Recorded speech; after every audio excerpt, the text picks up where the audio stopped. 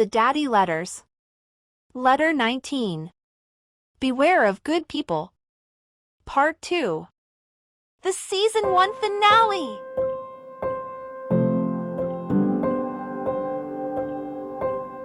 Dear daughters, in my last letter, before the milk spill, I left off with Acts 20, verses 29 through 31, which warns us about people entering Christian fellowships intending to deceive, misuse, and take advantage of unwary believers.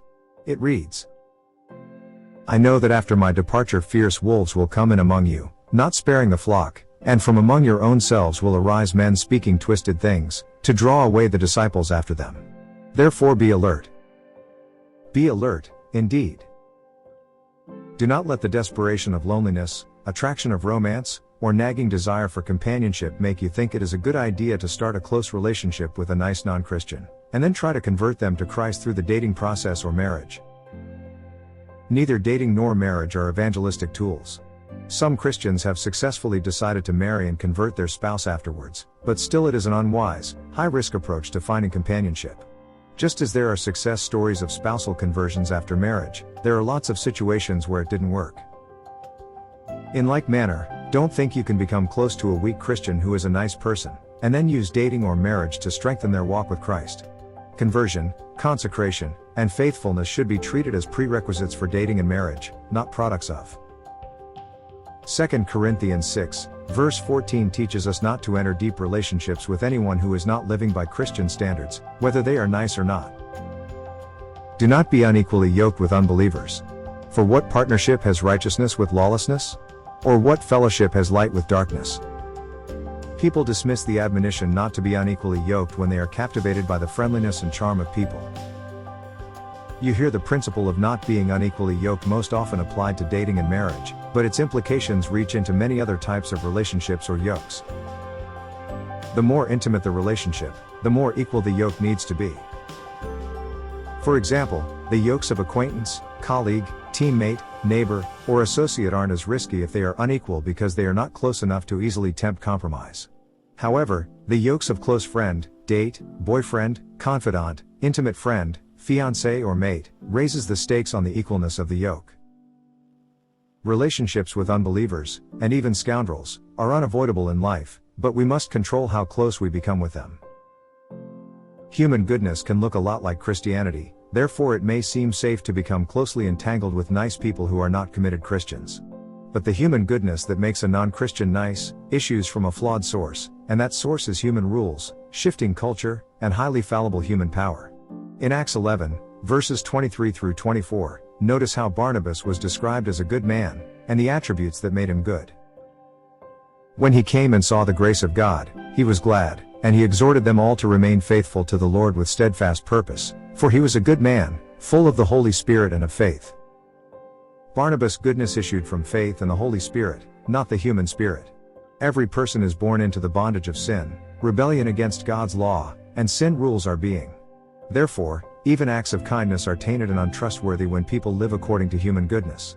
Any close, or intimate bond makes us vulnerable to unconscious moral and behavioral influences, possibly drawing us into unrighteous behavioral compromises, or unscriptural beliefs. The bad company corrupts good morals principle applies to any person who draws us into beliefs, behaviors, activities, and thoughts that are contradictory to righteousness and wisdom.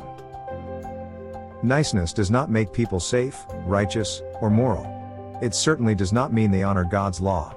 It means they are obedient to the rules of civility and culture. Nice people are magnetic because of their pleasant, agreeable, and enjoyable ways. They are probably well-bred, courteous, kind, approachable, fun, and reasonably moral because many cultural morals align with Christian morals. Their behavior and lifestyle may so resemble Christians that it seems unlikely a close relationship with them would corrupt us in any way. However, that is how wolves in sheep's clothing do business. If the danger they represent were obvious, we would never relax our defenses, or let them get too close. It is said that the greatest deception Satan ever perpetrated was making people believe he does not exist, because if you don't see the monster, it can consume you while you sleep. Many Christians have been injured because they decided to become close to, date, or marry a nice person whose value system was not aligned with Scripture. Without the rule of Christ in a person's life, that person is free to choose for themselves what is right or wrong, and free to change those beliefs as it suits them. This makes them undependable as intimates, and incompatible on the finer aspects of spirituality and worldview. I remember a story of a man who bred and sold dogs for a living. A customer was willing to pay a large sum of money for a particular breed if it had brown fur. The breeder was exasperated over not being able to find the dog the customer wanted but did not want to lose such a lucrative sale. So, the breeder found a dog with white fur of that breed and dyed its fur brown. But over time, as the dog shed its fur, it became white again. Think of niceness as a dye. It can give a person the appearance of goodness, but underneath they remain unregenerate sinners, and that fur will begin to show the longer you are in relationship with them. Take a close look and use your spiritual eyes. Peer into your nice friends' souls, and survey what is filling their hearts. Do you see them, the dead things strewn about, and falsehoods outgassing their choking fumes? Look around and tell me if you see empty spaces of quaking discontent and a burning restlessness smoldering. Move some of their spiritual rubble around and you might see demons hiding with arrows of dark deeds knocked and ready to fire. Do you see behind their facade of politeness and pleasurable conversations the bones and skeletons of unforgiven sins? But they are not bad people, you say. Okay, but what then is an unbeliever? Is an agnostic a bad person? What clean thing can issue from a heart that is unclean? A human good, rooted in self-interest, self-gratification, and pride may look good, but it is contaminated.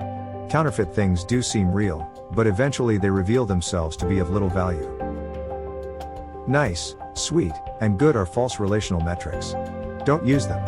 Obedience is a dependable metric. How obedient is your friend to the Holy Scriptures? Is the fruit of the Spirit growing in their life, and are they working to store up treasures in heaven? Are their habits, beliefs, and values aligned with God's law? Thank God for the common grace that makes even unbelievers civil and nice. It makes the world a more bearable place to live in. However, don't mistake this natural niceness for sanctification and certainly not for safety. There is one place that I am comfortable with human goodness, and that is when it comes to good cooks. Frankly, I will yoke myself to any baker of good apple pies. But I am especially fond of the ones you girls make because they are seasoned with love. And I write with love. To you, my wonderful daughters. Dad.